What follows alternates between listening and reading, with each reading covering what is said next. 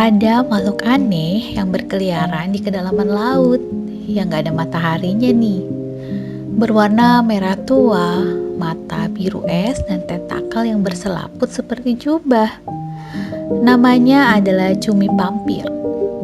Spesies ini sepertinya cukup menakutkan ya. Diterangi oleh cahaya bioluminescen melawan kegelapan pekat di laut dalam. Nama ilmiah dari spesies ini adalah Phamerotheus infernalis, yang berarti cumi-cumi pampir dari neraka. Cumi-cumi pampir ini hidup dalam gelap gulita pada zona mesoplagit, yaitu pada ketinggian 3000 kaki di bawah permukaan laut. Tinta hitam tidak akan efektif di sana.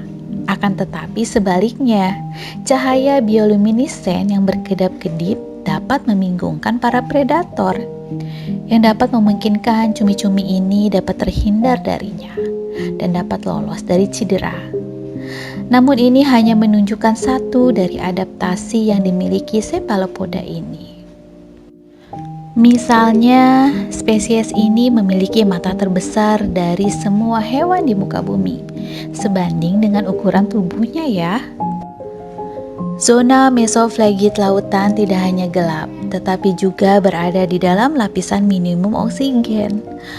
Mungkin ada saturasi oksigen kurang dari 5% dengan sedikit atau tidak ada cahaya sama sekali. Tapi, sementara kebanyakan cephalopoda tidak dapat bertahan hidup di bawah saturasi oksigen 50%. Cumi-cumi pampir telah menemukan cara untuk beradaptasi dengan kondisi ini. Dengan metabolisme melambat, jadi spesies ini hanya membutuhkan sangat sedikit oksigen untuk bertahan hidup ya. Saat makan, ia jarang sekali aktif berenang, tetapi lebih suka hanyut di arus laut. Dengan menggunakan metode efisien ini, cumi-cumi menggunakan energi yang sangat sedikit dan mampu menghemat tenaga.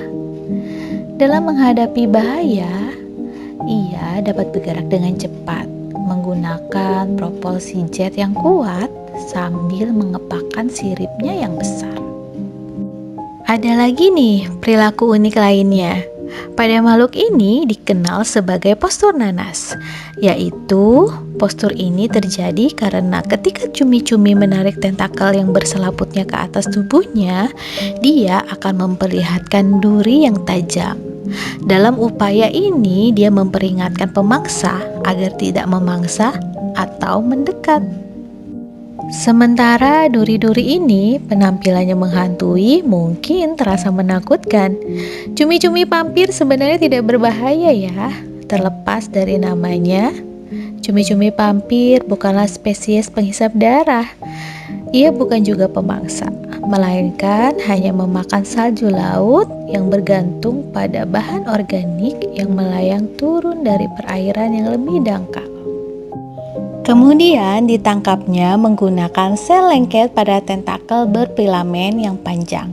Sebagai devrivore, cumi pampir adalah salah satu cephalopoda yang diketahui tidak berburu dan memakan hewan hidup ya.